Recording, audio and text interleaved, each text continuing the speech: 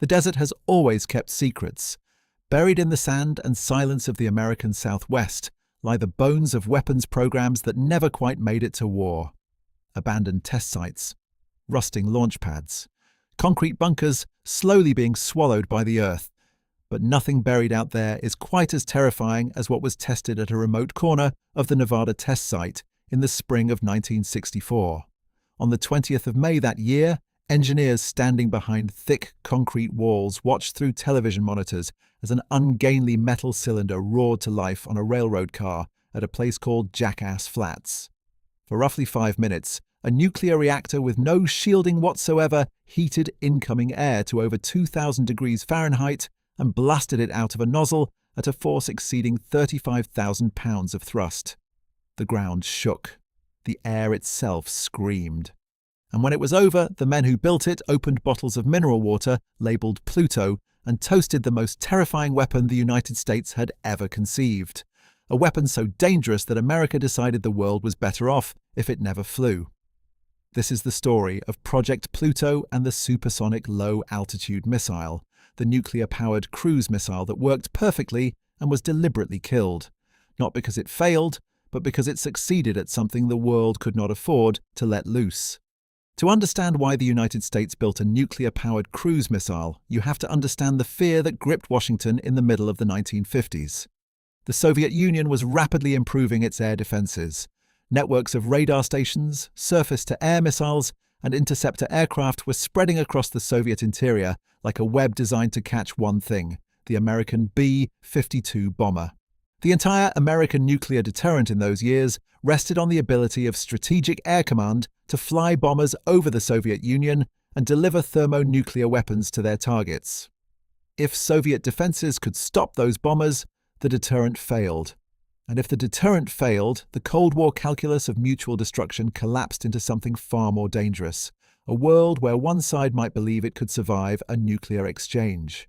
The doctrine that held the peace, such as it was, depended on certainty. Both sides had to believe that a nuclear attack would bring guaranteed retaliation. This concept, which strategists called mutual assured destruction, required each superpower to maintain delivery systems that could survive a surprise attack and still deliver a devastating response. If either side's delivery systems became vulnerable, the temptation to strike first, to destroy the enemy's weapons before they could be used, became dangerously rational. The vulnerability of the American bomber force was not a theoretical concern.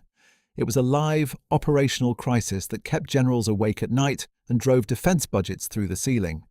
The implications were existential. American war planners in the Eisenhower administration understood that the bomber force was becoming vulnerable. Every year brought new Soviet interceptors, new missile batteries, and new radar coverage extending deeper into the airspace that American bombers would need to cross. The B-52 was fast and could fly high, but it was large, it was detectable, and once detected, it was killable. The strategic equation demanded alternatives.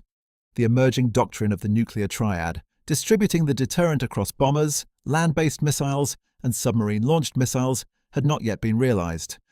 In the mid-1950s, America had bombers and not much else. Intercontinental ballistic missiles were under development, but in the mid-1950s they were unproven technology. Atlas and Titan were still on drawing boards and test pads, experiencing failures that made headlines and shook confidence.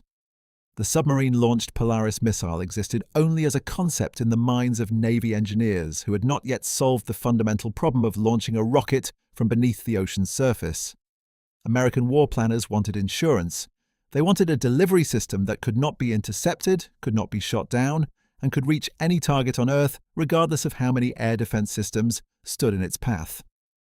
What they wanted, though no one had ever built anything remotely like it, was a missile that could fly at 3 times the speed of sound, at treetop level, for essentially unlimited range, powered not by chemical fuel that would eventually run out, but by the same force that powered the sun: nuclear fission. The idea was not entirely new. In 1954 and 1955, 2 engineers at the National Advisory Committee for Aeronautics Lewis Research Center, Frank Rom and Eldon Sams, had published technical analyses proving that a nuclear reactor could theoretically replace the combustion chamber of a ramjet engine. A ramjet works on a beautifully simple principle. At supersonic speeds, the forward motion of the vehicle itself rams air into the engine inlet with enough pressure that no mechanical compressor is needed. The air is compressed by the sheer force of the vehicle's passage through the atmosphere.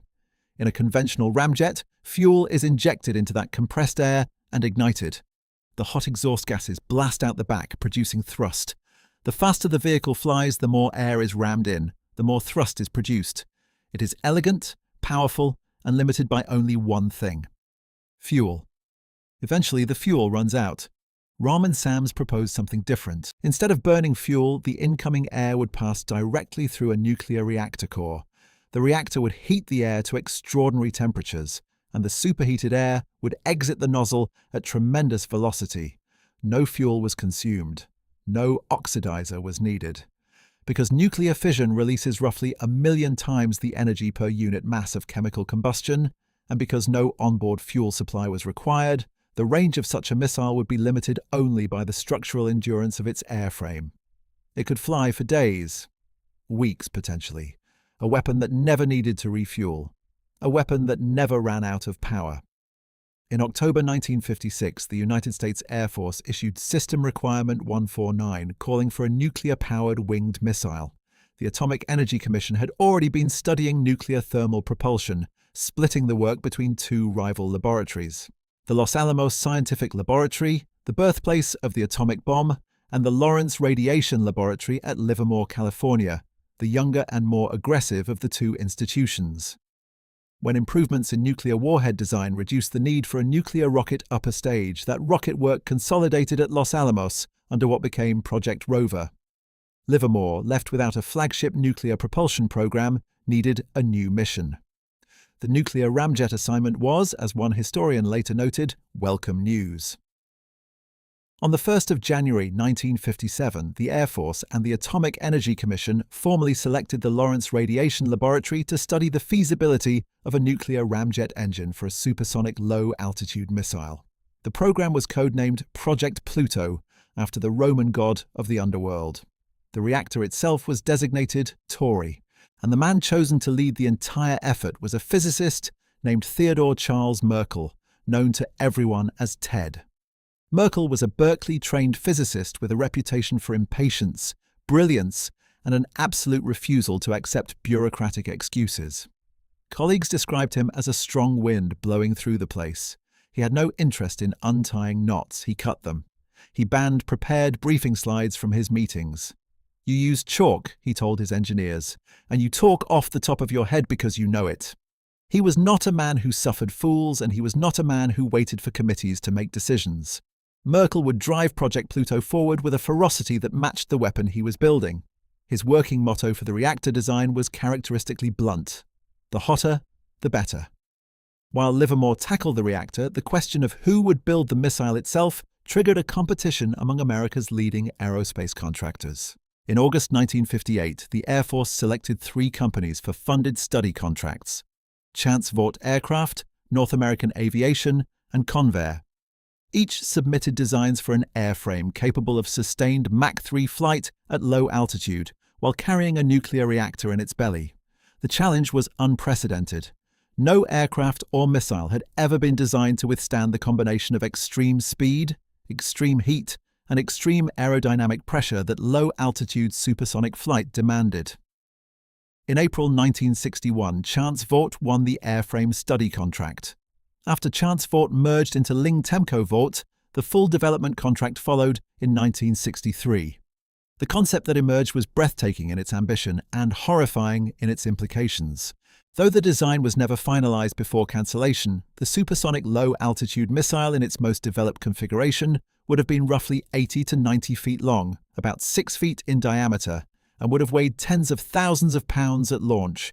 It was a wingless, fin-stabilized projectile that looked less like a missile and more like a flying railroad locomotive. 3 fixed, stabilizing fins at the rear kept it steady. 3 small, all-moving control fins near the nose steered it. A ventral air intake fed the nuclear ramjet. Merkel and his team nicknamed it the Flying Crowbar.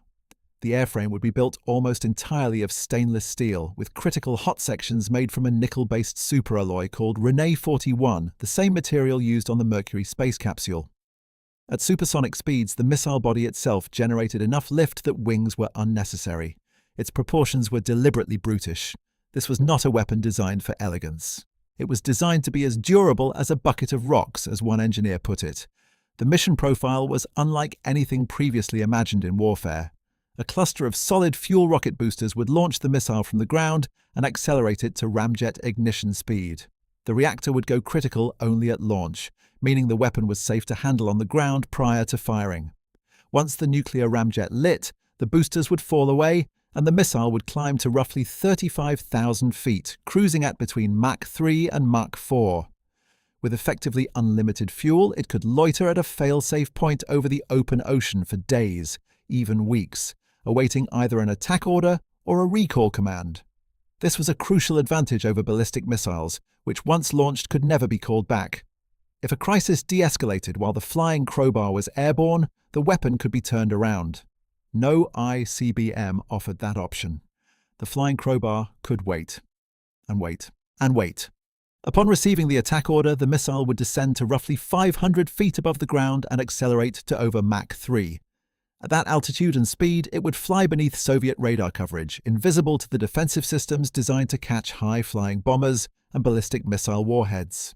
It would navigate using a system called terrain contour matching, or TERCOM, comparing stored radar maps of the terrain below to the actual ground returns under the missile, adjusting course with every passing second. This technology was decades ahead of its time.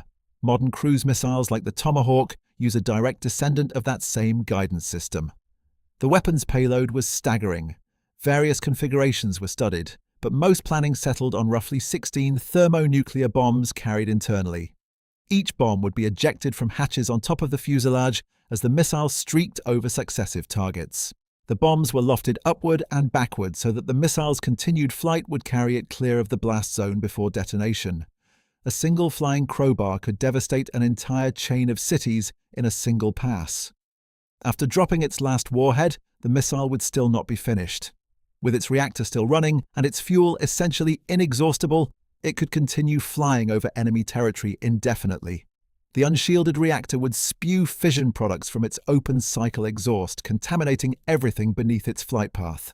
The sonic shockwave of a missile that size, traveling at 3 times the speed of sound at 500 feet, was calculated to produce a continuous sound pressure level of roughly 150 to 162 decibels, powerful enough to flatten unreinforced structures on the ground, shatter windows, and cause physical injury to anyone caught in the open. The flying crowbar was not merely a delivery vehicle. It was itself a weapon of mass destruction, a nuclear-powered engine of terror that would poison the sky as it thundered overhead. It is worth noting that Ted Merkel himself disputed the more dramatic claims about the missile's secondary effects. In his own published technical analysis from 1959, he argued that the radiation exposure to people directly beneath the missile's flight path at full speed would be brief enough to fall below immediately lethal levels. He estimated roughly 100 grams of fission products would accumulate during a flight, of which only a few grams might actually be released through the exhaust. Critics within the laboratory were less optimistic. Some recoined the missile's acronym as slow, low, and messy. The truth likely lay somewhere between Merkel's reassurances and the apocalyptic imagery that later attached itself to the program. But one thing was beyond dispute. The weapon could not be tested over populated areas under any circumstances, and that limitation would prove fatal to the entire program.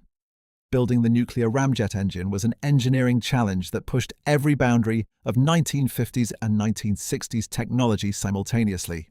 The reactor core had to be small enough to fit inside a missile body, yet powerful enough to generate hundreds of megawatts of thermal energy. It carried no radiation shielding whatsoever because the weight would have been prohibitive. The operating temperatures approached 2,500 degrees Fahrenheit, which was only about 150 degrees Celsius below the point at which the reactor's own ceramic base plates would begin to self-ignite. The tolerances were, as one engineer recalled, pretty close to the limits in all respects. The pneumatic motors controlling the reactor's control rods had to function while red-hot and bathed in intense neutron and gamma radiation. Conventional solutions failed. At one point, an engineer browsing the back pages of Hot Rod magazine found an automotive exhaust manifold paint that, applied to the pneumatic actuators, performed adequately where exotic aerospace coatings had not. The aerodynamic pressures on the airframe at Mach 3 near sea level were calculated at roughly 5 times those endured by the X-15 hypersonic research aircraft. The fuel elements were perhaps the most remarkable component of the entire program. For the full-scale Tory 2C engine, engineers at Livermore developed an advanced ceramic matrix of beryllium oxide containing a solid solution of highly enriched uranium dioxide, zirconia, and yttria. They nicknamed this exotic mixture horseradish. The ceramic was extruded into tiny hollow hexagonal tubes roughly 7.5 millimeters across, with a central bore of about 5.8 millimeters through which air would flow. The zirconia and yttria were not decorative additions. They served a critical structural purpose, stabilizing the uranium dioxide against a destructive phase transition that occurred near 1200 degrees Celsius. Without those stabilizers, the fuel elements would have cracked and crumbled the moment the reactor reached operating temperature. The manufacturing tolerances were extraordinary. Each of the hundreds of thousands of tubes had to be dimensionally identical to ensure uniform airflow and even heat distribution throughout the core. A single deformed element could create a hot spot that might cascade into a fuel failure. The contract to manufacture these elements went to the Coors Porcelain Company of Golden, Colorado, the ceramics division of the same family business that brewed Coors beer. The company's expertise in high-temperature ceramics, originally developed for brewing vats and scientific laboratory equipment, translated directly into manufacturing nuclear fuel elements for a doomsday weapon. It was one of those connections that only the Cold War could produce, a company famous for beer helping to build a weapon that could end civilization. The full-scale reactor would ultimately contain roughly 293,000 fueled tubes and 16,000 unfueled tubes, packed into a honeycomb structure through which air would flow, absorbing nuclear heat before blasting out the exhaust nozzle. Project Pluto could not possibly be tested at Livermore. A nuclear ramjet without shielding, running at full power, would be lethal to anyone nearby and would scatter radioactive contamination across the surrounding communities of the San Francisco Bay Area. A new test facility was constructed on 8 square miles of Jackass Flats at the Nevada test site, designated Site 401. The location was shared with the Project Rover nuclear rocket program, though the two teams maintained separate facilities and a healthy rivalry. The complex cost $1.2 million to build, roughly $10 million in modern currency. 6 miles of roads connected a critical assembly building, a control center, machine shops, and the formidable Building 2201. Building 2201 deserves special attention because it was one of the most remarkable structures ever built for weapons testing. Its concrete walls were between 6 and 8 feet thick. Its leaded glass viewing windows were 4 feet deep. Inside, robotic manipulator arms allowed technicians to disassemble intensely radioactive reactor components without ever entering the same room. The building was designed for a specific nightmare scenario, the controlled dismantling of a reactor that had just been running at hundreds of megawatts and was now so radioactive that approaching it unshielded would be fatal within minutes. Everything about Building 2201 was built to contain what could not be safely touched by human hands. Testing a ramjet engine on the ground requires simulating the high-pressure, high-temperature airflow that the engine would experience in flight. The solution at Jackass Flats was characteristically audacious. Roughly 25 miles of 10-inch oil well casing pipe were laid across the desert floor, forming a massive compressed air storage farm. 3 enormous compressors borrowed from the naval submarine base New London at Groton, Connecticut, took 5 days to fill the system to roughly 3,600 pounds per square inch. Just before reaching the reactor, the compressed air passed through 4 steel tanks containing approximately 14 million 1-inch steel balls heated to over 1,300 degrees Fahrenheit by gas furnaces. This colossal thermal battery preheated the air to simulate the conditions inside a ramjet intake at Mach 3 near sea level. A full power test run consumed the entire air supply in roughly 5 minutes. 5 days of pumping for 5 minutes of fire. The reactor was mounted on a railroad car that could be remotely controlled. Once started, the reactor would be far too radioactive to approach, so the test vehicle had to travel autonomously between the test pad and Building 2201 for post-test disassembly.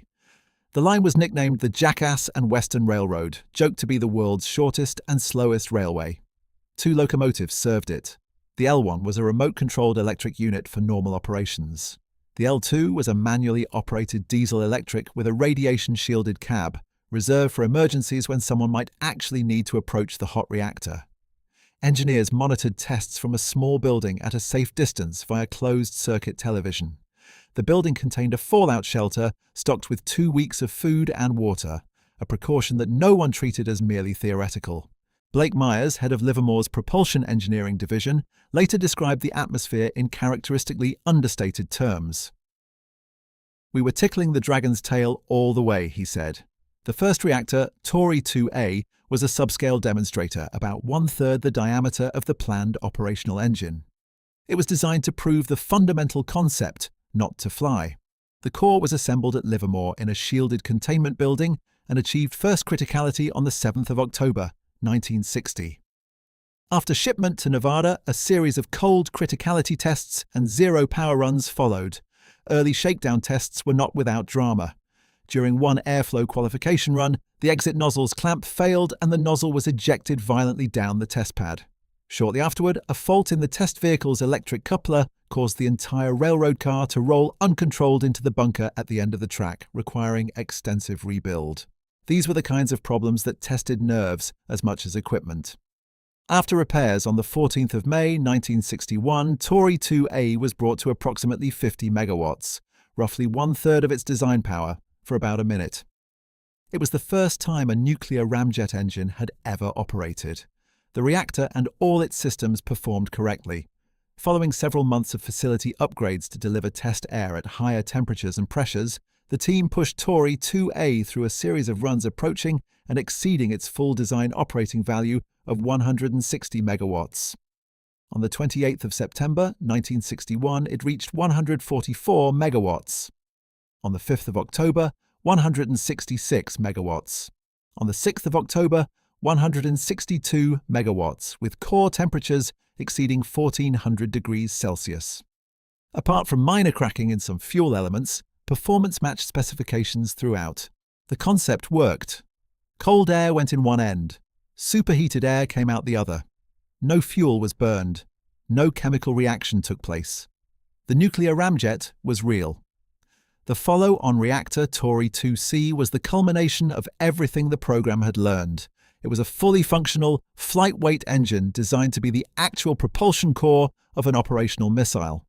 The reactor was cylindrical, just over 8 feet long and nearly 5 feet in diameter, containing 63.5 kilograms, roughly 140 pounds, of highly enriched uranium. Its in-core power density was designed to reach 10 megawatts per cubic foot, an extraordinary concentration of energy for a device that would need to withstand sustained flight vibrations and thermal stresses. The design was completed in August 1962. What followed was one of the most meticulous test campaigns in the history of nuclear engineering. Facility checkout began on the 17th of November 1962 and continued through the 5th of March 1964, encompassing 82 separate qualification tests. Every sensor was verified. Every control rod mechanism was cycled. Every airflow pathway was checked for obstructions. On the 23rd of March 1964, a subcritical test confirmed that all shutdown rods functioned correctly. Hot zero power tests followed on the 9th and 23rd of April. The 9th of April run was aborted when vibration transducers falsely reported excessive shaking, a fault later traced to faulty electrical connections rather than any structural problem. A low power test on the 7th of May was aborted by a faulty pressure switch. An intermediate power run on the 12th of May sustained the reactor for 1 hour and 45 minutes at conditions simulating Mach 2.8 at roughly 10,000 feet of altitude. Every setback was analyzed, corrected, and retested. Merkel's engineers were building toward the definitive moment. The culminating test came on the 20th of May, 1964. Conditions were set to simulate Mach 2.8 flight at sea level on a 38 degrees Celsius day. The compressors had been pumping for 5 days. The 14 million steel balls were glowing at over 1,300 degrees Fahrenheit. The control room crew ran through final checklists. Compressed air roared through the preheater tanks and into the reactor core. The control rods withdrew. The nuclear chain reaction ignited. Within moments, the reactor was generating approximately 461 megawatts of thermal power. Airflow through the core exceeded 1,600 pounds per second. The thrust produced exceeded 35,000 pounds of force. The desert floor trembled.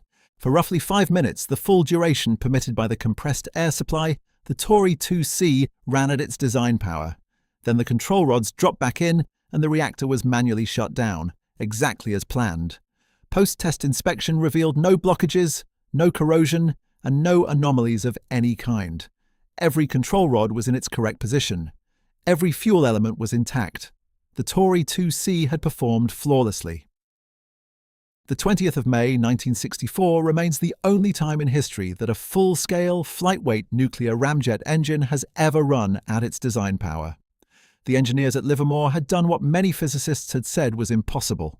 They had built a nuclear reactor that could fly, but even as the engineers celebrated in the Nevada desert, the weapon that Tory 2C was designed to power was already dying. The strategic landscape that had given birth to the Supersonic Low Altitude Missile in 1957 had shifted dramatically by 1964.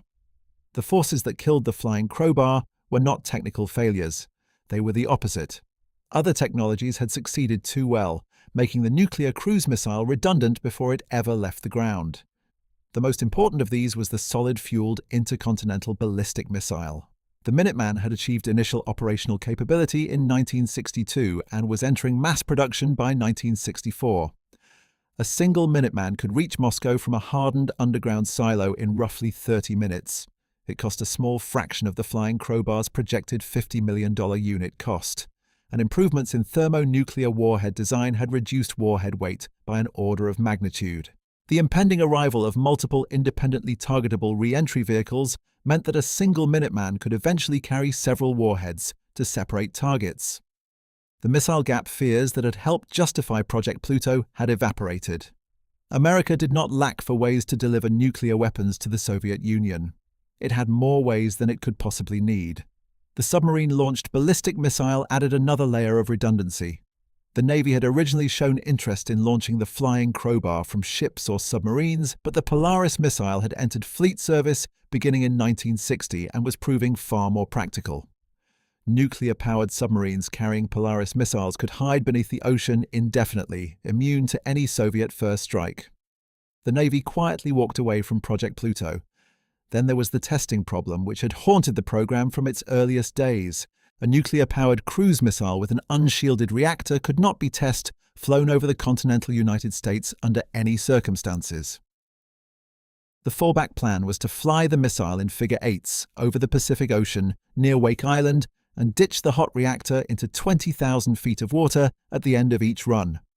But public sensitivity to nuclear contamination had grown enormously since the program's inception. The 1954 Castle Bravo test had showered a Japanese fishing vessel with radioactive fallout, triggering an international outcry.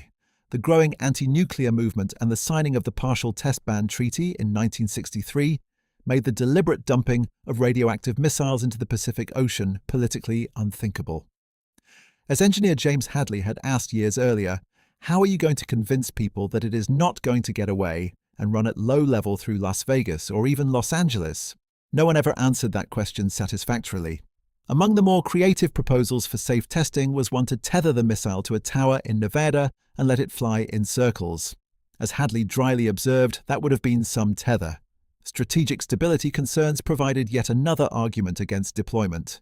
Defense analysts feared that fielding an essentially uncounterable nuclear delivery system would force the Soviet Union to build its own version, ratcheting up the arms race for no compensating gain. The Department of Defense and the State Department concluded that the flying crowbar was simply too provocative. In an era when both superpowers were beginning to recognize that their mutual survival depended on maintaining a predictable balance of terror, a weapon that upended every assumption about defensive capability was more dangerous to peace than it was valuable to security. The political end came through a grinding bureaucratic death. The Joint Committee on Atomic Energy in Congress had actually been more supportive of the program than the Pentagon. The committee liked Pluto. The McNamara Pentagon did not. The Atomic Energy Commission's fiscal year 1965 budget request included $8 million for continued Tory 2C tests and to begin work on an improved Tory 3 reactor. In April 1964, the Joint Committee on Atomic Energy requested that the President issue an executive order to establish a National Atomic Energy Commission. 64. The Joint Committee on Atomic Energy cut $1.5 million from that request, eliminating funding for Tory 3 entirely while leaving just enough money to complete the Tory 2C tests. The committee declared that unless a decision to flight test was made within the next year, the program should be terminated. Harold Brown, the Department of Defense Director of Research and Engineering, argued for continuing at reduced funding to preserve the technology base. His proposal was rejected. The House Appropriations Committee then cut another $5.5 million, leaving only $1 million for mothballing. The Pentagon declined to commit to a flight test. The Joint Chiefs of Staff could not articulate a continuing military requirement. The Air Force offered no compelling argument for why the flying crowbar was needed when Minuteman missiles were rolling off production lines by the hundreds. On the 1st of July 1964, 7 years and 6 months after its birth, Project Pluto was officially cancelled by joint decision of the Atomic Energy Commission and the Air Force. The cancellation was widely reported, with the New York Times running the headline on the 13th of July. At its peak, the program had employed roughly 350 people at Livermore and another 100 at the Nevada test site. The airframe contractor Ling Temco Vought had 177 engineers and scientists working on it full-time. Total expenditure through cancellation was approximately $260 million in the currency of that era, equivalent to roughly $2 billion today. Ted Merkel hosted a final dinner for the team at a country club near Livermore. He called it the Last Supper. Souvenirs included tie tacks shaped like the missile and bottles of Pluto mineral water. The mood was bittersweet.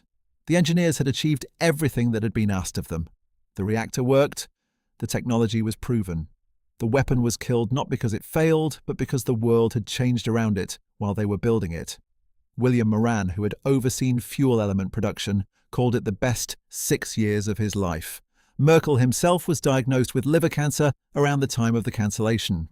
Frustrated by what he saw as primitive medical imaging technology, he and a colleague named Werner, the engineer who had devised the instrumentation for measuring the reactor's internal temperatures, used Livermore's computers to build one of the earliest experimental implementations of computed axial tomography, what we now know as the CAT scan. They created a topographical map of Merkel's own liver using computational techniques that were, at the time, years ahead of mainstream medical imaging. The physicist who had built a doomsday weapon spent his final creative period helping to pioneer a diagnostic technique that would eventually save millions of lives. Ted Merkel died not long after the program's cancellation, leaving behind a legacy that stretched from the terrifying to the transformative. The hardware did not vanish immediately. The Tory 2C reactor remained at Jackass Flats until 1976, when it was finally disassembled inside the engine maintenance, assembly and disassembly facility originally built for the nuclear rocket program. The highly enriched uranium from both Tory reactors was removed and shipped to the Idaho National Laboratory for reclamation. Building 2201, the thick-walled disassembly fortress, found a second life housing classified weapons-related projects for Sandia National Laboratory through the 1980s and 90s. It was eventually decontaminated and demolished as part of the Nevada National Security Site's environmental cleanup program. Today, artifacts from the program are displayed at the National Atomic Testing Museum in Las Vegas, where visitors can come face-to-face with the hardware of America's most audacious and most abandoned weapon. The technological legacy of Project Pluto outlived the weapon itself in ways that its creators never anticipated. The terrain correlation guidance system developed by Chance Vought for the flying crowbar, originally patented under the name Fingerprint, built upon earlier analog terrain matching concepts first used in the Goodyear ATRAN system on 1950s cruise missiles. Vaught's digital fingerprint system was later renamed TERCOM when the rights were transferred to the Air Force, and it became the guidance foundation for the Tomahawk cruise missile and the air-launched cruise missile that entered service in the late 1970s and 1980s. Every time a Tomahawk navigates its way to a target by matching radar terrain returns to stored digital maps, it is using a descendant of the system designed for a nuclear-powered missile that never flew. The exotic ceramic fuel technology pioneered by Coors Porcelain found later applications in gas turbine research and space-based power reactor designs. Even the Rene 41 superalloy, used both in the Tory reactor's internal tie rods and in the missile's own fuselage skin sections, pushed forward the boundaries of high-temperature metallurgy in ways that benefited both military and civilian aerospace. What makes Project Pluto so compelling as history is not merely the technical achievement, remarkable as it was. It is the question of why a nation would build a weapon and then choose not to deploy it. The flying crowbar worked. The reactor performed flawlessly. The engineering problems that critics said were unsolvable had been solved, often with ingenuity that bordered on the absurd, from beer company ceramics to hot rod magazine paint. Yet the weapon was cancelled, and the cancellation is almost universally regarded as the correct decision. The reasons illuminate something important about how weapons development actually functions in a democracy. The original strategic requirement was genuine. In 1957, when Soviet air defenses threatened to neutralize the bomber force and ballistic missiles were still unreliable, a low-altitude, high-speed, nuclear-powered cruise missile filled a real gap in American capability. By 1964, that gap no longer existed. Minuteman worked. Polaris worked. The triad of bombers, land-based missiles, and submarine-launched missiles was operational and redundant. The flying crowbar had become a solution in search of a problem. The speed of technological change in the late 1950s and early 1960s was simply too fast for a program with Pluto's development timeline. When the program began, there was no operational American ICBM. By the time Tory 2C ran at full power, Minuteman silos dotted the Great Plains by the hundreds. When the program began, no submarine had ever fired a ballistic missile in anger. By 1964, the Navy had dozens of Polaris submarines at sea, each carrying 16 nuclear-armed missiles. The strategic environment had transformed so completely in 7 years that the weapon which once seemed essential now seemed redundant. But more than strategic redundancy killed the weapon. A growing awareness of the moral and practical implications of what the missile would actually do played a crucial role. The impossibility of testing it safely meant that the weapon could never be validated, without risking the very population it was supposed to protect. No commander could certify a weapon system that had never completed a full flight test. No president could authorize the launch of a missile whose navigation system had never been proven over actual terrain. The testing problem was not merely political, it was operational. An untested weapon is an unreliable weapon, and an unreliable nuclear weapon is the most dangerous object imaginable. The certainty that deployment would provoke a Soviet equivalent meant that the arms race would escalate without improving American security. The recognition that a weapon which contaminated everything beneath its flight path was fundamentally different in kind from a weapon that struck specific targets forced strategists to confront uncomfortable questions about proportionality and the laws of war. Project Pluto existed in a specific window of Cold War history when technological imagination outran strategic necessity. The engineers at Livermore were brilliant enough to build something that perhaps should not have been built. The policymakers in Washington were wise enough to recognize that some capabilities are better left unexercised. That combination of technical achievement and political restraint represents something genuinely worth remembering, particularly because not every nation has reached the same conclusion. In March 2018, Russian President Vladimir Putin publicly revealed the existence of a weapon called the 9M730 Burevestnik, known by its NATO reporting name as Skyfall. It is, by Russian description, a nuclear-powered, nuclear-armed cruise missile of effectively unlimited range designed to fly beneath missile defense systems and strike any target on Earth.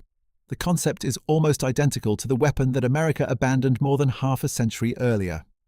Russia reportedly began developing Burevestnik after the United States announced its withdrawal from the Anti-Ballistic Missile Treaty in December 2001, a withdrawal that took effect the following June. The strategic logic is eerily similar to what drove Project Pluto in 1957. When one side fears its existing weapons can be countered, it reaches for something that cannot be stopped. The nuclear-powered cruise missile, with its unlimited range and low-altitude flight profile, represents the ultimate expression of that impulse. The program has not gone smoothly. In August 2019, an explosion at the Neonoxa testing range on Russia's White Sea coast killed 5 Rosatom nuclear scientists during what American officials later assessed was the attempted recovery of a previously failed Burevestnik test article from the seabed. The accident caused a radiation spike in the nearby city of Severodvinsk that Russian authorities initially tried to downplay before international monitoring stations detected the anomaly. Western analysts estimate that the program has conducted at least 13 known tests since 2016, with only 2 partial successes. In October 2023, Putin claimed a successful flight test, though no independent verification from satellite monitoring or NATO sources confirmed the claim. In October 2025, Russian state media reported that General Valery Gerasimov had briefed Putin on a Burevestnik flight lasting 15 hours and covering approximately 14,000 kilometers. Western monitors, including Norwegian radiation monitoring agencies, reported no anomalies corresponding to the claimed flight. As of this reporting, neither claim has been independently verified. The fundamental engineering challenges that bedevil Burevestnik are the same ones that the Livermore team confronted and solved 6 decades ago. Building a nuclear reactor that can withstand the vibration, heat, and aerodynamic stress of sustained supersonic flight remains one of the most demanding engineering problems ever attempted. The Russians face an additional complication that the Americans avoided. Unlike the American design, which was open cycle, meaning air flowed directly through the reactor, Russian sources suggest Burevestnik may use a closed cycle design where the reactor heats a working fluid that in turn heats the air. This adds weight and complexity but avoids the contamination trail that made the flying crowbar so controversial. Whether this approach actually works at the required power levels remains unproven. The Americans solved that problem in 1964 in the Nevada desert. They proved it could work with a flawless full power test, and then they looked at what they had created, weighed it against the world they lived in, and decided that humanity was safer without it. Whether Russia will ultimately reach the same conclusion remains one of the defining questions of 21st century arms control. Western analysts, including those at the Carnegie Endowment and the Center for Strategic and International Studies, have expressed continuing skepticism about whether Russia can actually field a survivable, militarily useful weapon of this type. The reasons they cite read like Project Pluto's obituary rewritten for a new century. An open cycle reactor cannot be safely tested over land. Radiation contamination is unavoidable. Modern ballistic missiles and hypersonic glide vehicles accomplish the same strategic mission more efficiently. The ghost of the flying crowbar still haunts the skies, not as a weapon but as a warning. Some things that can be built, perhaps should not be. And the measure of a nation's strength is not only what it can create, but what it chooses to leave uncreated. There is a broader lesson embedded in the story of Project Pluto that extends beyond nuclear weapons and Cold War strategy. It is a lesson about the relationship between technical capability and human judgment. The engineers at Livermore did not fail. They succeeded spectacularly, solving problems that the greatest minds of their era had declared impossible. They built a nuclear reactor out of beer company ceramics and coated its control rods with hot rod paint. They fired it at full power in the desert and it worked perfectly. Their achievement was genuine, their brilliance undeniable, their dedication total. But the system that employed them, the democratic institutions of the American Republic, looked at what they had created and made a separate judgment. The question was never whether the weapon could work. It was whether the world could afford a weapon with no answer and no defense. The engineers answered the first question. The politicians, for once, answered the second one correctly. In a concrete bunker at Jackass Flats, the steel balls have long since cooled. The compressed air pipes have been carted away for scrap. The railroad track that carried the hottest cargo in history has been pulled up and recycled. The desert is reclaiming what the engineers left behind, grain by grain, year by year. But the story endures. Project Pluto proved that the impossible was possible. Then it proved something harder, that the possible is not always necessary.